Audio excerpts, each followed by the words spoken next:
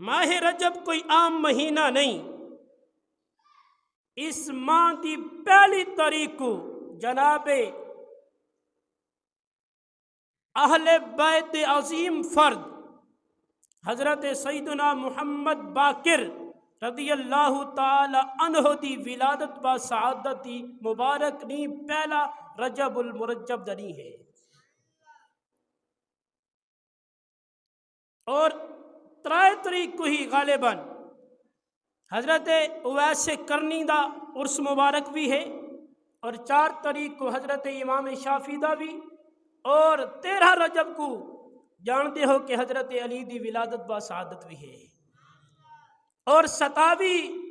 رجب المرجب کو معراج مصطفیٰ بھی تھی ہے۔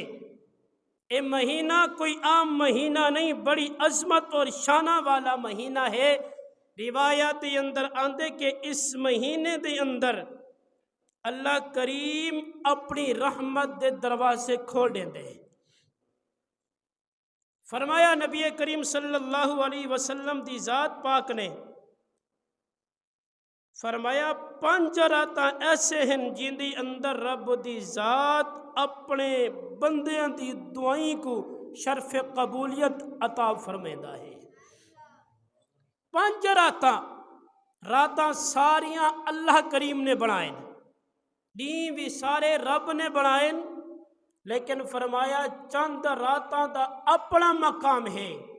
فرمایا سال دے اندر 5 راتاں رب نے ایسے بھی پیدا کیتے بنائیں جنہاں دا مقام اور شان ہے کہ ان راتاں دے اندر رب اپنے بندے دی دعا کو قبول فرمیندہ ہے۔ فرمایا پہلی رجب دی پہلی رات جدن نازل تھیندی ہے، اے رات ایسی بابرکت رات ہے کہ انسان اپنے رب کلو ای رات دی اندر دعا کریں دے،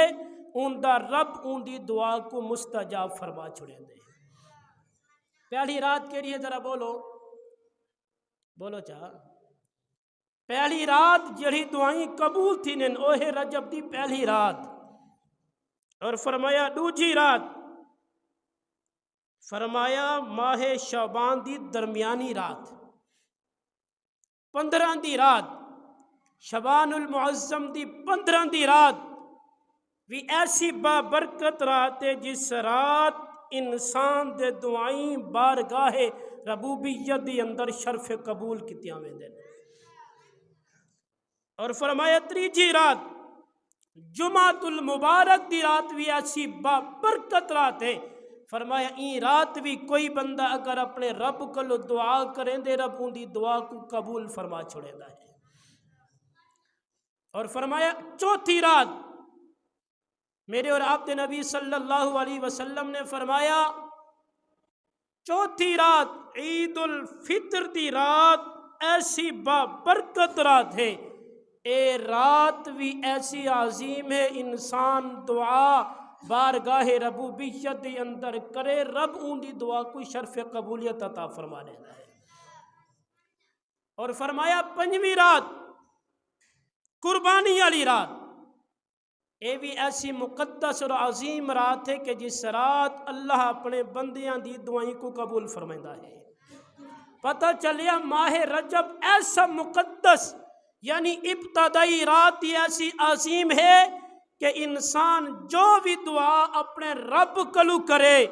او قبول تھیندی ہے، تا پورا مہینہ کتنی رحمت دا سبب ہو سی۔